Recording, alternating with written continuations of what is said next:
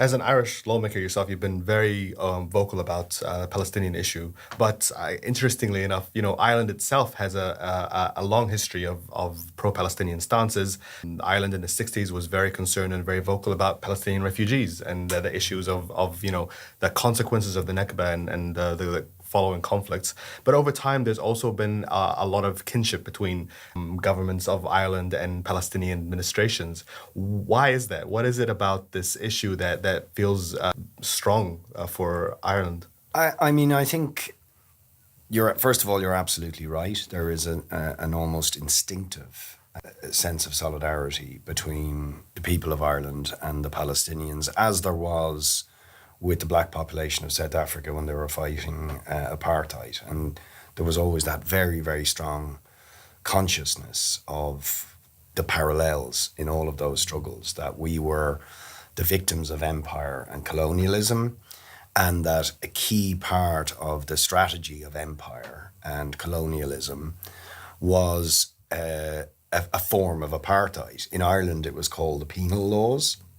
which were a set of laws that were systematically racist, designed to sort of create a hierarchy where the colonial settlers had different laws that applied to them, to the indigenous Catholic population. And that was all part of a divide and rule strategy and a strategy of subjugation, where they tried to wipe out the language, and sadly, to a significant extent, not fully, but did succeed, to erase Irish culture.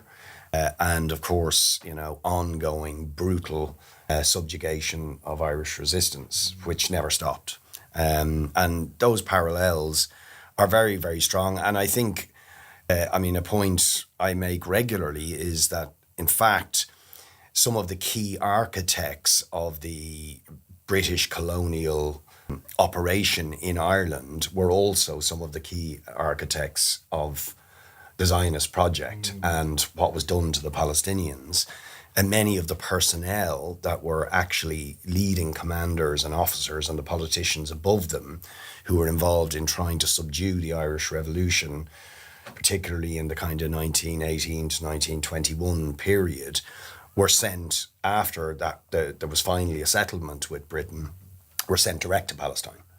Many of the actual same officers. And they pursued precisely the same policies. And it's brilliantly, shockingly in a way, summed up by Ronald Storrs, the first British Governor General of Jerusalem in 1936, when asked about their support for the Zionist project. And he said, "Our aim is to create a loyal little Jewish Ulster in the Middle East to guard against a potentially hostile sea of Arabism." So Ulster, of course, is a province in the north, most associated with colonial settlement of Ireland and the divide and rule tactic between Catholic and Protestant. So they very consciously exported the model that they had imposed on Ireland to Palestine with terrible consequences. But I suppose from the Palestinian point of view, the thing to take heart is that that project ultimately did not succeed. That despite the brutality of the British colonial occupation, the resistance never stopped in Ireland.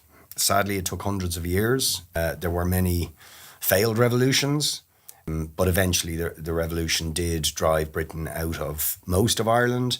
And I think most people would say at the moment that we're not far from uniting Ireland completely and ending British rule of the North.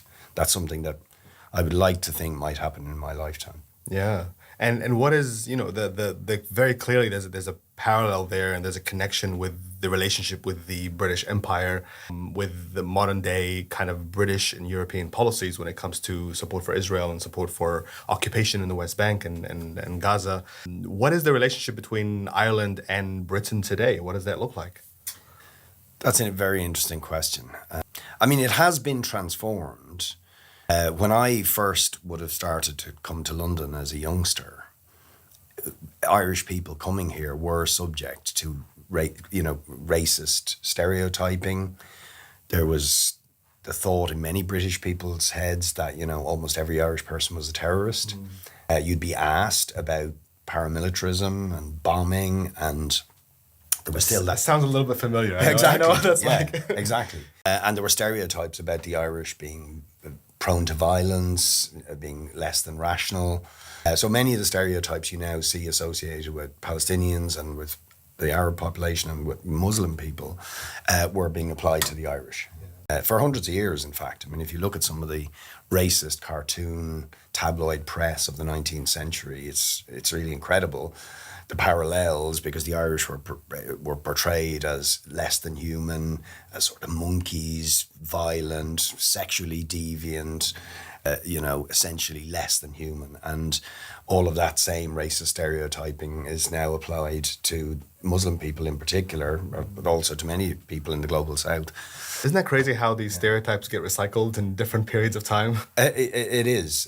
And shocking that they can persist, when you would think that after what happened in Ireland and that relationship, and you asked, has the relationship changed? And it has. I mean, it's interesting now, Irish people are very popular in Britain. That sort of anti-Irish racism has more or less disappeared, which is a cause for hope and should be a cause for hope for the Palestinians and for Muslims across the world and black people across the world, that it can change, and it has changed. But critical to it changing was Ireland liberating itself. And it was struggle, it was resistance, it was revolution in Ireland, an ongoing resistance that eventually forced Britain out of Ireland and ultimately sort of led to the acknowledgement that actually we're just human beings like everybody else who have the right to self-determination and to freedom and justice. So it was a long struggle, but it proves it can be done. But I think there is, for that reason, just an instinctive identification and solidarity among the majority of people in Ireland with people in a similar situation, and the parallels with Palestine are so strong. And of course, when we see what's happening in the West Bank, the sort of Israeli military going in there, demolishing houses, harassing people day in, day out with checkpoints, administrative detention in Ireland that was called internment. You were arrested and imprisoned without trial. All of these things are things we're very familiar with in Ireland, and we can see what Israel is doing for what it is, and no amount of pro-Zionist, pro-Israeli propaganda can convince the majority of people in Ireland that there's anything justified about what Israel is doing.